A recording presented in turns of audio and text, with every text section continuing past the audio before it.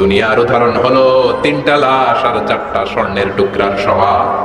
তিনজন যুবক কাজের জন্য বেরিয়েছে, পথিমধ্যে চারটা স্বর্ণের টুকরা পেয়েছে। যুবক কয়টা? স্বর্ণ পাইছে কয়টা?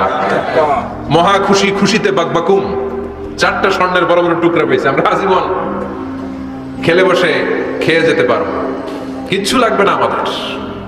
তিন বন্ধু বলে ভাগ করি, আরেকজন বলে ক্ষুধা লাগছে, একজন যা বাজার থেকে রুটি কিনে নিয়ে আয়, খাওয়ার পরে ভাগ করবো। একজন রুটি কিনতে গেল, শয়তান দুইটারে বুঝায় ওইটারে মারতে পারলে ভাগ বটরা সহজ হবে। তোরা দুইজন স্বর্ণ চারটা, তুই নিবি দুইটা, ও নিবি দুইটা। হিসাব সহজ না? দুই বন্ধু প্ল্যান করছে, ওইটারে মাইরা তুই দুইটা আমি দুইটা। যেটা রুটি আনতে গেছে প্ল্যান করেছে রুটির মধ্যে বিষ মিশায় নেই। কি মিশাবো? বিষ। তাহলে বিষ খাওয়া রুটি খেয়ে ওই দুইটা সে সব পাবে, আমি পাবো। ভাগাভাগির কিছু নাই, সব যাবে আমার কাছে।